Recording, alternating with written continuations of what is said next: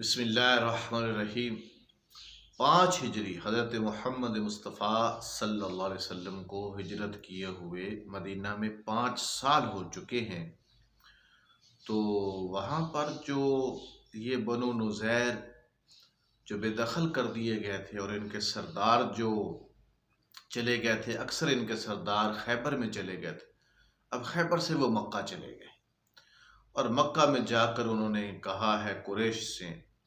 کہ بھئی اب کوئی فیصلہ کن قسم کی آخری کوئی جنگ لڑی جائے محمد صلی اللہ علیہ وسلم کے خلاف۔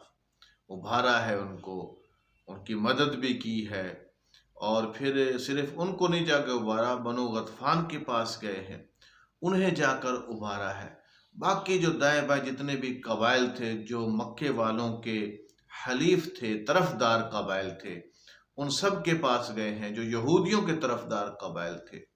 ان سب کے پاس گئے ہیں۔ اب یہ کیسا اللہ کو ماننا ہے،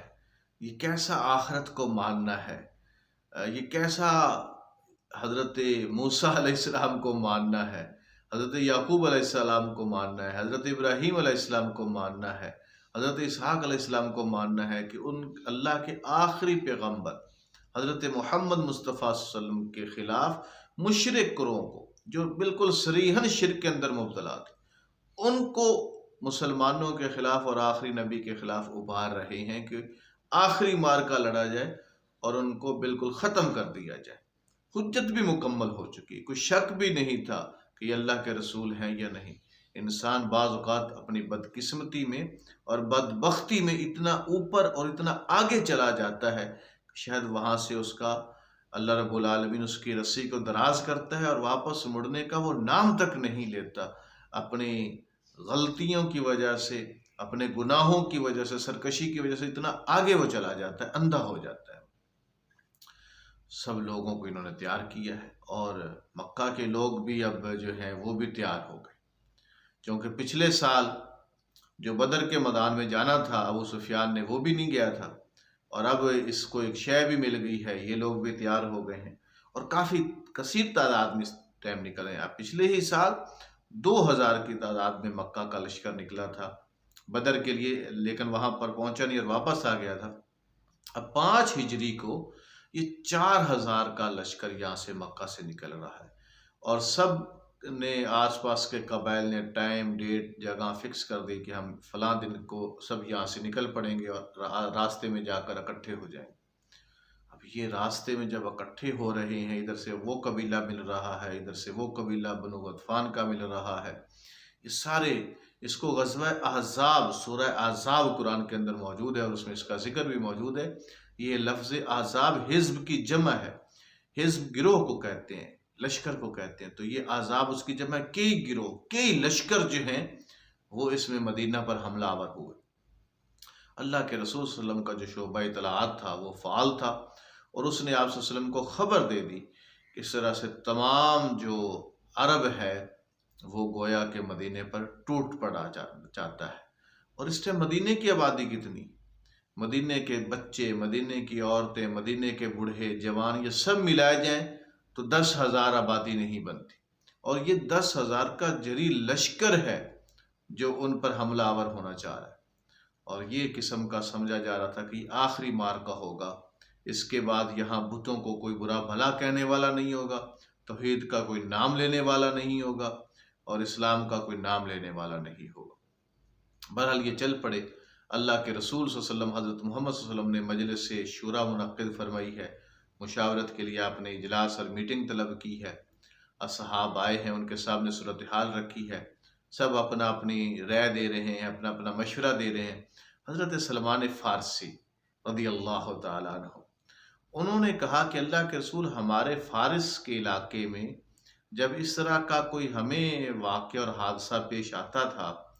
اور کوئی کثیر تعداد میں ہمارے اوپر کوئی حملہ آور ہوتا تھا،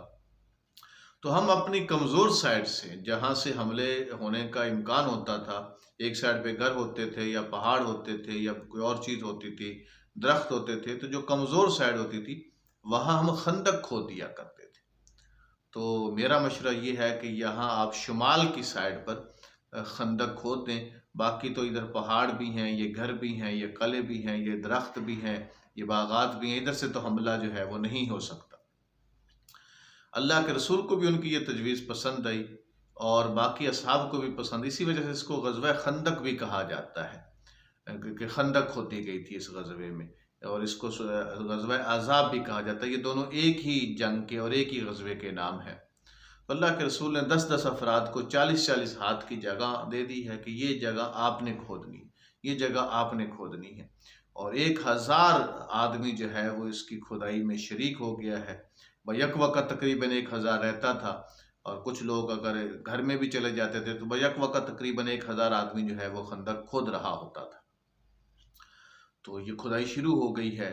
اور اس دوران جو واقعات ہیں وہ بڑے عجیب واقعات رونما ہوئے ہیں۔ حضرت محمد صلی اللہ علیہ وسلم کے ایک صحابی ہیں حضرت جابر بن عبداللہ، انہوں نے دیکھا کہ یہاں تو بڑا بھوکا سما ہے، تنگ دستی ہے، یہ 1000 آدمی کو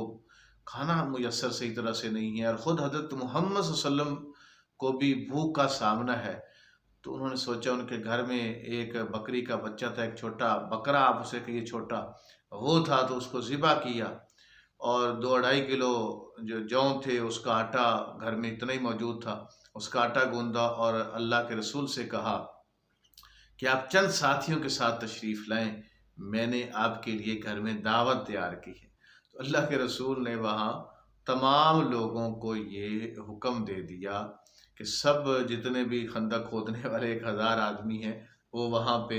جابر بن عبداللہ کے گھر میں پہنچے، ان کے لیے دعوت ہے۔ اب سب لوگ حیران ہیں، لیکن اللہ کے رسول نے وہاں پہ برکت کی دعا کی ہے، اللہ کی مدد آئی، اس میں اتنی برکت پڑی، اتنی وہ زیادہ ہوئی ہے، ظاہر ہے ایک غیبی مدد ہے اللہ کی، اور یہ اس کو آپ معجزہ کہیے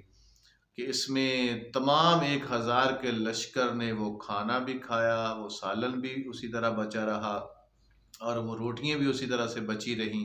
اور سب نے سیر ہو کر کھانا بھی کھایا۔ تو یہ اس طرح سے وہاں پر واقعات ہوئے ہیں۔ ایک دفعہ جو ہے وہ حضرت نعمان بن بشیر کی بہن کھجوروں کی 2 مٹھیاں لے کے جا رہی تھی کہ اپنے بھائی کو اور اپنے ماموں کو کھجوریں کھلاؤں، بھوکے ہوں گے۔ تو اللہ کے رسول نے ان سے کہا کہ ادھر لاؤ بچے، کیا لے کے جا رہے ہیں؟ انہوں نے کہا جی یہ کھجوریں ہیں، اور بھائی اور ماموں کے لیے لے جائے۔ آپ نے کپڑا بچھوایا اور اس کے اوپر جو ہے وہ کھجوریں ڈال دی ہیں،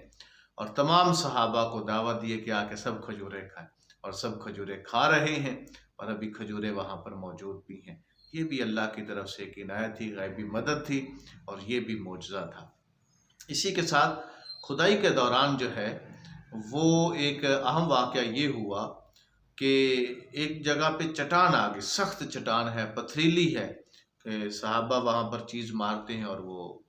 وہاں پہ بالکل نکلتی نہیں، وہاں سے کچھ وہ اوپر چنگاری آ جاتی ہے، بلکہ نکل کے وہ سخت ہوتی ہے چٹان، لوہا جب اس کو لگتا ہے چٹان کو، تو صحابہ کہتے ہیں کہ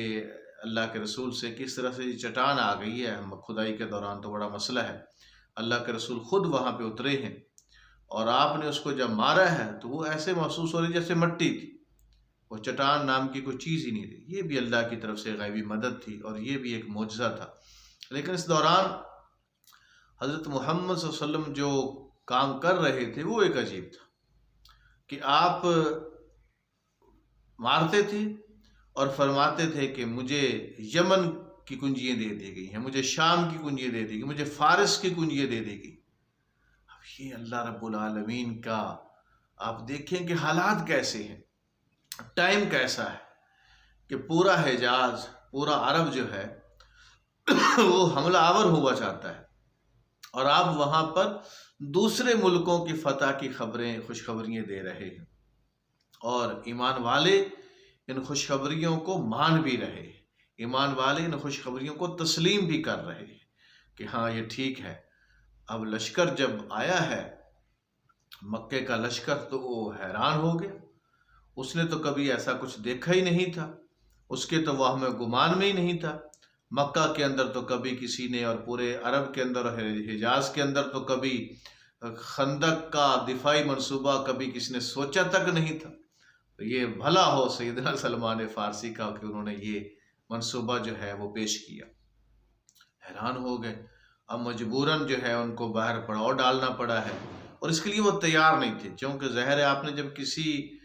جگہ پر جا کر محاصرہ کرنا ہے تو اس کے لیے اس طرح کی تیاری آپ نے کر کے آنی ہے، اور 10,000 کے لشکر کو کھانا دینا اور ان کے رہائش اور خوراک کا انتظام کرنا یہ کوئی آسان کام نہیں ہے۔ اور پھر یہ کہ اس کو اگر کھلا میدان مل جاتا تو ظاہر ہے وہ تو ایک دن کے اندر جو ہے وہ 10,000 کا لشکر مدینے کو تاراخ کر دیتا، اور وہاں پہ اینٹ سینٹ بجا دیتا اور فتح کے شادمانے بجاتا وہاں پر وہ۔ تو اب اس کو کھلا میدان تو نہیں ملا، اب تو اس نے تو سمجھا تھا کہ جائیں گے اور بس فتح کر کے آ جائیں گے واپس۔ اب اس کو جب محاصرہ کرنا پڑ گیا ہے تو اس کے طوطے اڑ گئے، بہت عجیب اس کے سامنے آئے۔ لیکن اس دوران جو اس کے جنگجو ہیں، جس میں اکرمہ بن ابی جہل ہے، ابو جہل کا بیٹا ہے، اور اسی طرح سے عمر بن عبد الود ہے، یہ ایک بہت بڑا مشہور تھا، یہ ہو گیا، اور زرار بن خطاب، اور کچھ لوگوں نے دیکھا کہ کوئی جگہ ایسی مل جائے جہاں سے ہم اندر جا سکیں۔ ہم مسلمانوں نے مختلف مقامات پر جو ہے وہ دستے بیٹھے تھے، اور اگر کوئی وہاں سے اس کو پاٹنے کی کوشش بھی کرتا، اس کو یا بند کرنے کی کوشش کرتا، تو مسلمان اتنے تیر برساتے تھے ان کے اوپر کہ وہ وہاں سے ان کو پھر پیچھے ہٹنا پڑتا تھا، بھاگنا پڑتا تھا۔ تو تیر وہ بھی برساتے تھے، ظاہر ہے ادھر سے مسلمان بھی تیر برساتے تھے، ادھر سے وہ بھی برساتے تھے، اور ان تیروں کی دوران ہی جو ہے وہ 6 مسلمان بھی شہید ہوئے ہیں، اور 10 جو ہیں وہ کافر بھی مرے ہیں۔ حالانکہ یہ لڑائی دو بدو نہیں تھی، ایک دو انسان جیسے اب ابن عبد الود ہے، یہ جب آیا ہے اور اس نے وہاں پہ مبارزت طلب کی ہے، اپنا مد مقابل طلب کیا، شیر خدا حضرت علی المرتضیٰ رضی اللہ تعالیٰ عنہ جو ہے وہ اس کے مقابل کے ہیں۔ یہ بہت مشہور تھا کہ یہ ہزاروں کے مقابلے میں اکیلا کافی ہے، تو اس کا مقابلہ شیر خدا حضرت علی المرتضیٰ نے کیا ہے۔ حالانکہ اس نے اپنے اونٹ کے جو ہیں پاؤں بھی کاٹ دیے تھے، کھونچے بھی کاٹ دی تھی، اور یہ کہ اب میں واپس نہیں جاؤں گا، میں بس یہاں پہ ہی۔ تو ایسا انسان جو ہے وہ بڑی بہادری سے لڑتا ہے، بڑی دلیری سے لڑتا ہے، یہ لڑا ہے، لیکن اللہ کے اس پیارے بندے نے، حضرت علی المرتضیٰ نے اس کو جہنم واصل کیا ہے، اور اس کی حالت دیکھ کر اکرمہ بن ابی جہل جو ہے وہ بھی واپس بھاگا ہے، اور باقی جو اس کے ساتھ اور جو لوگ تھے، زرار بن خطاب وغیرہ، وہ بھی وہاں سے واپس بھاگ گئے ہیں، باہر نکل گئے ہیں اس ابن عبد الود کا یہ حالت دیکھ کر۔ تو یہ سب لوگ اس طرح سے چلے گئے، تو یہ مارکہ آرائی جاری ہے، یہ کشمکش جاری ہے۔ باہر خندق کے ایک سائڈ پر جو ہے وہ انہوں نے پڑاؤ ڈالا ہوا ہے، اندر سے مسلمان جو ہیں وہ اپنی پوزیشن انہوں نے برقرار رکھی ہوئی ہے، بڑا سخت ماحول ہے، بڑی پریشانی ہے۔ لیکن اس سے ایک بڑی پریشانی آگے مسلمانوں کو آنے والی ہے، وہ کیا ہے؟ اگلی نشست میں آپ سے عرض کریں گے۔ بہت شکریہ۔